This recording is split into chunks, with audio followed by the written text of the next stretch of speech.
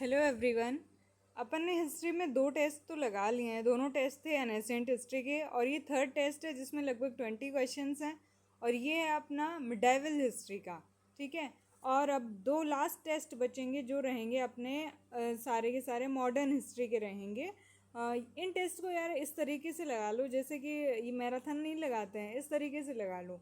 काम किए हैं, एकदम ऑथेंटिक चीज़ें दी हुई हैं, कोई फालतू बकवास नहीं दी हुई है। सर ने काफ़ी मेहनत करी है और करते हैं यार। फर्स्ट पेपर आता है, सॉरी फर्स्ट क्वेश्चन आता है इस थर्ड पेपर का। वीर शैव आंदोलन के बारे में निम्नलिखित कथनों पर विचार करें। वीर शैव आंदोलन का नेतृत्व बसवन्ना ने किया था, ये बात तो बिल्कुल सही है। वीर शैवों ने शिव की लिंग की पूजा की थी, लिंग के रूप में पूजा की थी। कन्नड़ में रचित वचन वीर शैव परंपरा को समझने के लिए मुख्य रचनाएं हैं। तो भाई यार मेरे हिसाब से तो 1 2 3 दोनों तीनों ही सही लग रही है मेरे को तो। हाँ, तीनों ही सही है भाई। देखो, वीर शैव आंदोलन के बारे में निम्नलिखित ये स्टेटमेंट दिए हुए हैं। वीर शैव आंदोलन का नेतृत्व बसवन्ना ने किया था, ये बात बिल्कुल सही है। 12वीं शताब्दी में इस आंदोलन के प्रमुख संत और सामाजिक सुधारक थे जिन्होंने भक्ति पर आधारित वीर शैव लिंगायत धर्म की स्थापना भी करी थी और समाज में समानता पर जोर भी दिया था। वीर शैव ने शिवलिंग की के रूप में पूजा की थी, ये बात बिल्कुल सही है। वीर शैव या लिंगायत समुदाय भगवान शिव की इष्ट लिंग छोटे प्रतीकात्मक लिंग के रूप में पूजा करता है, इसे अपने शरीर पर धारण करता है। कन्नड़ में रचित वचन वीर शैव परंपरा को समझने के लिए प्रमुख रचनाएं हैं, ये बात बिल्कुल सही है। वीर शैव संतों विशेष रूप से बसवन्ना, अक्का महादेवी और अन्य भक्तों ने वचन नामक सरल और गूढ़ कन्नड़ काव्य लिखे हैं जो इस परंपरा के दार्शनिक, सामाजिक और संदेशों को व्यक्त करते हैं। ठीक है भाई, ये वीर शैव परंपरा के बारे में उसमें दिया हुआ है, एनसीईआरटी के अंदर दिया हुआ है, तो थोड़ा इसको पढ़ लेना। ओके, नेक्स्ट क्वेश्चन की तरफ बढ़ते हैं। भक्ति कवियों और उनकी रचनाओं की निम्नलिखित में से कौन सी जोड़ी सही सुमेलित है? भाई, ज्ञानेश्वर भावार्थ दीपिका लिखी थी इन्होंने, जयदेव ने गीत गोविंद लिखी थी, एकनाथ ने भावार्थ रामायण लिखी थी, तुलसीदास ने अध्यात्म रामायण लिखी थी। तो भाई तुलसीदास ने अध्यात्म रामायण नहीं लिखी थी, इन्होंने रामचरितमानस लिखी थी। ठीक है, बाकी सारे सही हैं। पढ़ते हैं इसके बारे में। ज्ञानेश्वर ने क्या लिखी थी? भावार्थ दीपिका, जिसको क्या कहा जाता है? ज्ञानेश्वरी। और ये मराठी भाषा में लिखी हुई भगवत गीता की एक प्रसिद्ध टीका है जिसे संत ज्ञानेश्वर ने 13वीं शताब्दी में लिखा था।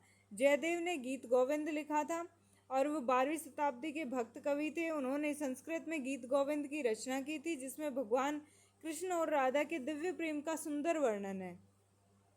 एकनाथ ने भावार्थ रामायण लिखी थी और संत एकनाथ ने मराठी भाषा में भावार्थ रामायण लिखी जो वाल्मीकि रामायण का एक सरल अनुवाद और व्याख्या है। तुलसीदास ने अध्यात्म रामायण एक संस्कृत ग्रंथ है, ये इन्होंने नहीं लिखी है क्योंकि ये तो वाल्मीकि द्वारा लिखी गई है। तुलसीदास ने तो रामचरितमानस की रचना करी थी। ओके, ये एनसीईआरटी के सोर्स में भी दिया हुआ है कि तुलसीदास की रचना रामचरितमानस उनके भक्ति भाव और अव्यक्ति साहित्य कृति दोनों की दृष्टियों से महत्वपूर्ण है। नेक्स्ट क्वेश्चन है, भारत में प्राचीन हिंदू धातु प्रतिमाओं के संबंध में निम्नलिखित कथनों पर विचार कीजिए। चोल काल अपनी मूर्तिकला और के सौंदर्य और तकनीकी कौशल के लिए सुप्रसिद्ध है, बात बिल्कुल सही है। चोल धातु प्रतिमाओं की प्रतिमा विधा और शैल प्रतिमाओं की प्रतिमा विधा और शैली की समान थी, ये बात भी भाई ठीक ही होगी। दोनों स्टेटमेंट भाई इसमें सही है। पढ़ते हैं इसके बारे में। चोल काल धातु की मूर्तियों में अपने सौंदर्य और तकनीक निपुणता के लिए प्रसिद्ध है। 9वीं से 13वीं शताब्दी तक दक्षिण भारत के कुछ हिस्सों पर शासन करने वाले चोल वंश ने कांस्य मूर्तियां बनाने में उल्लेखनीय विशेषज्ञता हासिल की है। चोल कांस्य मूर्ति अपने जटिल विवरण और लालित्य और देवताओं के जीवंत प्रतिनिधित्व के लिए उल्लेखनीय है। ये मूर्तियाँ मुख्य रूप से धार्मिक और औपचारिक उद्देश्यों के लिए उपयोग की जाती हैं और वे चोल काल की समृद्ध सांस्कृतिक और कलात्मक विरासत को दर्शाती हैं। ये स्टेटमेंट सही है। चोल धातु की मूर्तियाँ की शास्त्र और शैली वास्तव में उनके पत्थर के समकक्षों के समान थी। दोनों माध्यमों में समान धार्मिक विषयों, मुद्राओं और प्रतीक शास्त्रीय परंपराओं का उपयोग किया गया था, जिससे देवताओं और अन्य आकृतियों का सुसंगत प्रतिनिधित्व सुनिश्चित हुआ था। नेक्स्ट क्वेश्चन है, एक विशाल मंच महानवमी डिब्बा के संबंध में निम्नलिखित कथनों पर विचार कीजिए। यह विजयनगर शहर के सबसे ऊंचे स्थानों में से एक पर स्थित है। ये बात बिल्कुल सही है। इस पर विरूपाक्ष मंदिर स्थित है। नहीं भाई, ये महानवमी डब्बे पर स्थित नहीं है। पढ़ते हैं इसके बारे में। महानवमी डब्बा विजयनगर के सबसे ऊंचे बिंदुओं में से एक पर स्थित है, इसे राजा के दरबार और समारोह के लिए उपयोग किया जाता था। और ये विरूपाक्ष महानवमी डब्बे पर स्थित नहीं है। विरूपाक्ष मंदिर हम्पी में स्थित है और विजयनगर साम्राज्य का एक महत्वपूर्ण मंदिर है, लेकिन ये महानवमी डिब्बे पर नहीं बना हुआ। ठीक है भाई, ये एनसीईआरटी सोर्स देख लो भाई, पढ़ लेना आराम से तसल्ली से। नेक्स्ट क्वेश्चन है, नलियारा दिव्य प्रबंधम क्या है? अलवारों द्वारा रचित पदावली के रूप में संकलित रचनाएं हैं, या नयनारों द्वारा रचित भजन है, या फिर चोल राजाओं के लिए रचित स्तुतियाँ हैं, और मलयालम में ऋग्वेद के स्रोतों की व्याख्या है। तो भाई नलियारा दिव्य प्रबंधम है, अलवारों द्वारा रचित पदावली के रूप में संकलित रचनाएं हैं। ठीक है भाई, यहाँ पे दिया हुआ है कहीं, ये देखो ये लास्ट में दिया हुआ है। नलियारा दिव्य प्रबंधम 4000 पावन रचनाओं के नाम से जाना जाता है। ये अलवारों की रचनाओं का एक संकलन है। ठीक है भाई।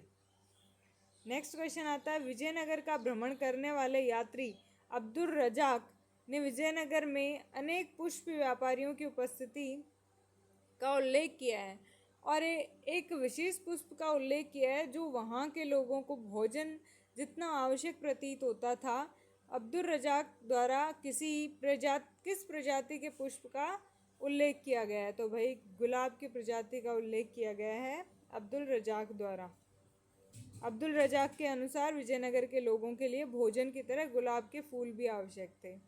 नेक्स्ट क्वेश्चन है, डोमिंगो पेस ने किस राजा का वर्णन इन शब्दों में किया? भाई मजला कद, गोरा रंग, अच्छी काठी, कुछ मोटा, राजा के चेहरे पर चेचक के दाग हैं। नीचे दिए गए विकल्पों में से कौन सा राजा है? भाई वो कृष्णदेव राय था, ऐसा डोमिंगो पेस ने बोला था ऐसा।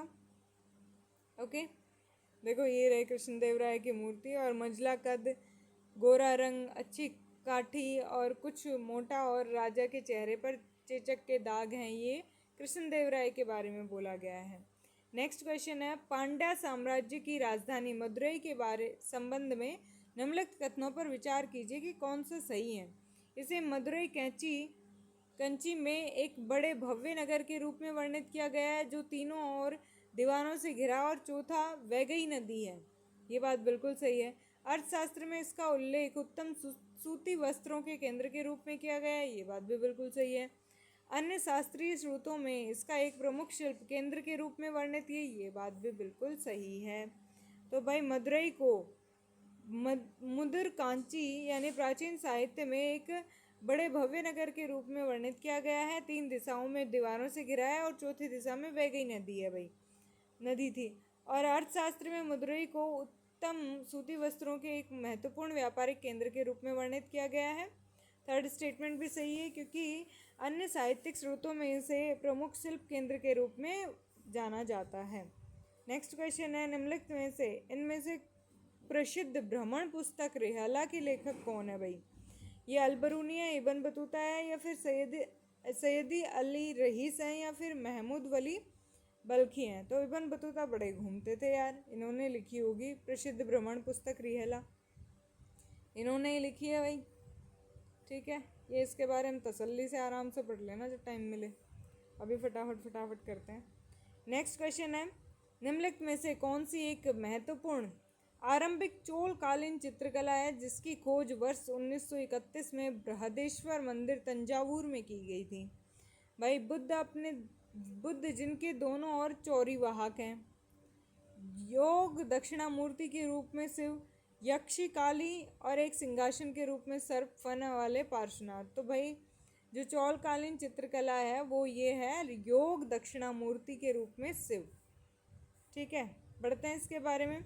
1931 में बृहदेश्वर मंदिर तंजावुर में प्रारंभिक चोलकालीन चित्रकला की खोज की गई थी। इस चित्रकला में शिव को योग दक्षिणामूर्ति के रूप में दर्शाया गया था, जो ध्यान मुद्रा में बैठे हैं और ज्ञान प्रदान कर रहे हैं। यह दक्षिण भारत में चोल कला की उत्कृष्ट कृतियों में से एक मानी जाती है। ठीक है भाई, नेक्स्ट क्वेश्चन आता है, विजयनगर साम्राज्य के इनमें से किस एक शासक ने तुंगभद्रा नदी पर एक विशाल बांध निर्मित किया और नदी से राजधानी नगर तक कई किलोमीटर लंबी एक नहर या कुल्या का निर्माण करवाया? तो वो करवाया था भाई देवराय प्रथम ने। पढ़ते हैं इनके बारे में। देवराय प्रथम शासनकाल 1406 से 1422 तक। राज्यारोहण होते ही तुंगभद्रा दोआब रायचूर को लेकर बहमनी शासक फिरोज से युद्ध हुआ। इस युद्ध को सोनार की बेटी का युद्ध कहा जाता है। और देवराय प्रथम ने तुंगभद्रा नदी पर बांध बनाकर विजयनगर तक नहरें बनवाई। उसने हरिद्रा नदी पर भी बांध बनवाया था। देवराय प्रथम के दरबार में हरविलासम का रचनाकार कौन थे भाई? श्रीनाथ जी, तेलुगु कवि थे, वो इनके दरबार में थे। प्रथम इतावली यात्री निकोलस कॉन्टी 1420 में देवराय प्रथम के समय विजयनगर आया था। मल्लिकार्जुन, जिनका शासनकाल कब से कब तक? 1446 से 65 तक।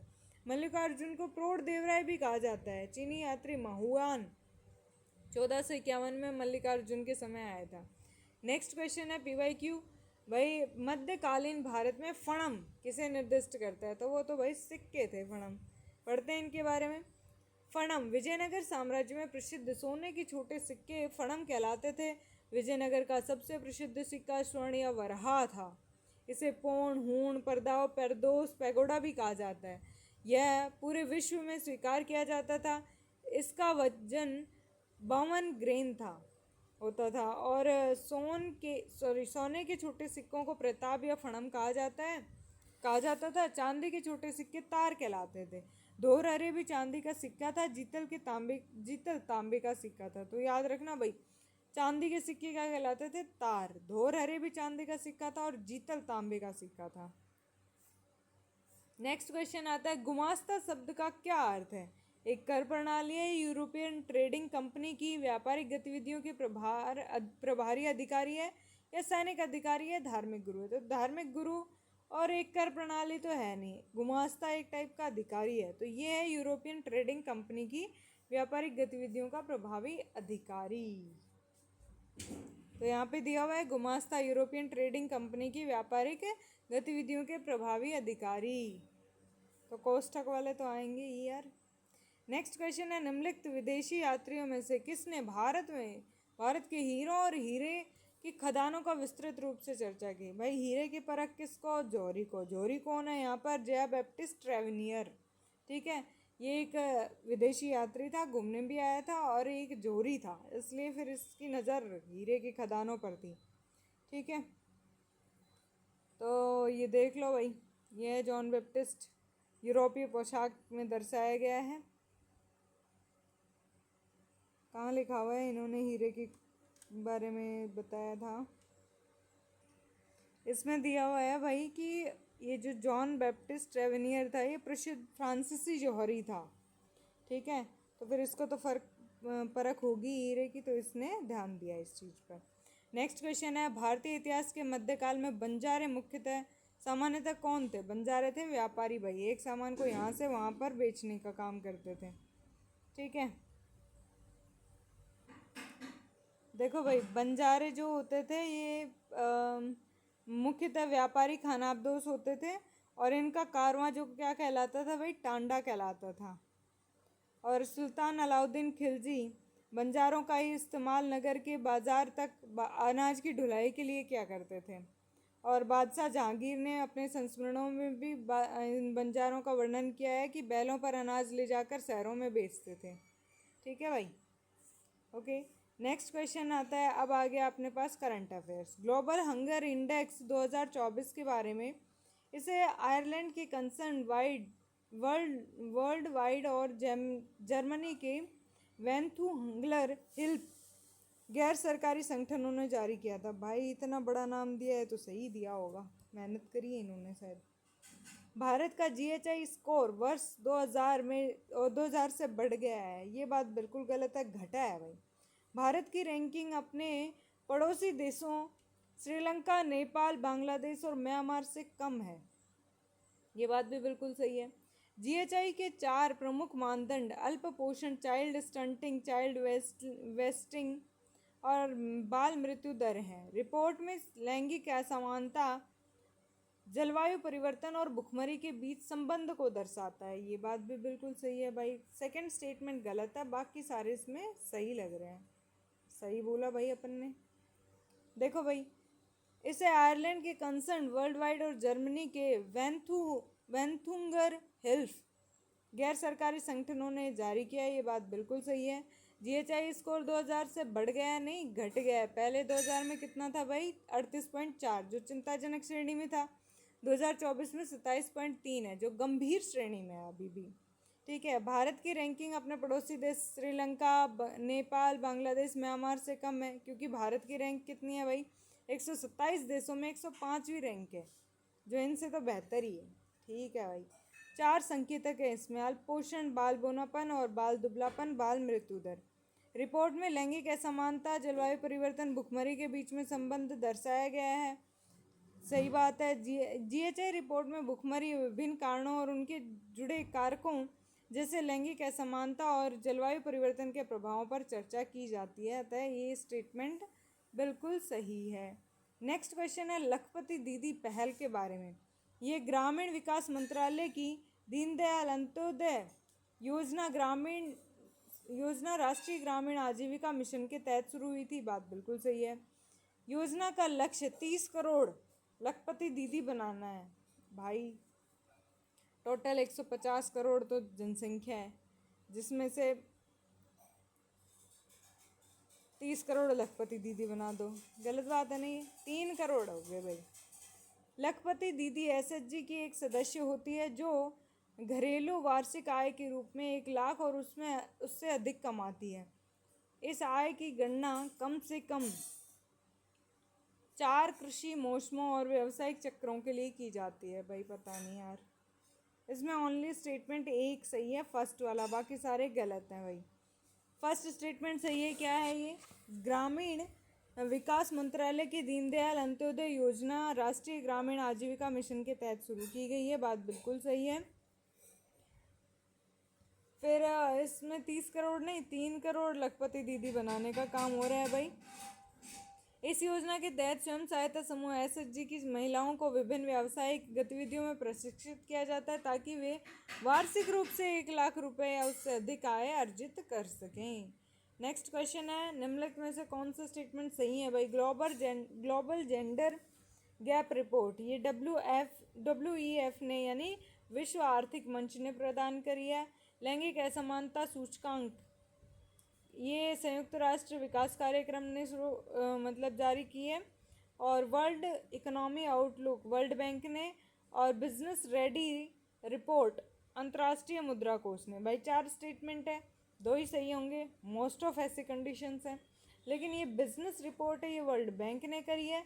और वर्ल्ड इकोनॉमी आउटलुक जो है ये IMF ने करी है। और ग्लोबल जेंडर गैप रिपोर्ट जो है ये तो विश्व आर्थिक बैंक ने करी है। और लैंगिक असमानता सूचकांक ये संयुक्त राष्ट्र विकास कार्यक्रम द्वारा जारी किया गया है। बात बिल्कुल सही है। ये सारे के सारे पढ़ लेना आराम से तसल्ली से बैठ के। नेक्स्ट क्वेश्चन है निम्नलिखित में से कौन सा स्टेटमेंट सही नहीं सम्मिलित है भाई? सोनाई रूपाई वन्यजीव अभ्यारण्य अरुणाचल प्रदेश में, गुरु घासीदास तमोर पिंगला टाइगर रिजर्व छत्तीसगढ़ में, एटुरुन नगरम वन्यजीव अभ्यारण्य तेलंगाना में, मृगा वनी राष्ट्रीय उद्यान तेलंगाना में है। तो भाई ये सोनाई रूपाई गुरु घासीदास, पता नहीं यार। इसमें फर्स्ट स्टेटमेंट जो है ये सही नहीं है। सोनाई रूपाई जो है अरुणाचल प्रदेश में नहीं है बल्कि असम में है। देखो भाई सोनाई रूपाई असम में है। बर्ड लाइफ इंटरनेशनल द्वारा मान्यता प्राप्त एक महत्वपूर्ण पक्षी क्षेत्र है। गुरु घासीदास तमोर पिंगला टाइगर रिजर्व कहाँ है भाई? छत्तीसगढ़ में।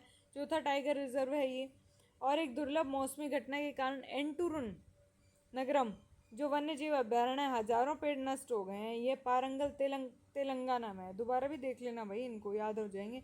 मृगावनी जो है राष्ट्रीय उद्यान तेलंगाना के हैदराबाद में। ठीक है भाई।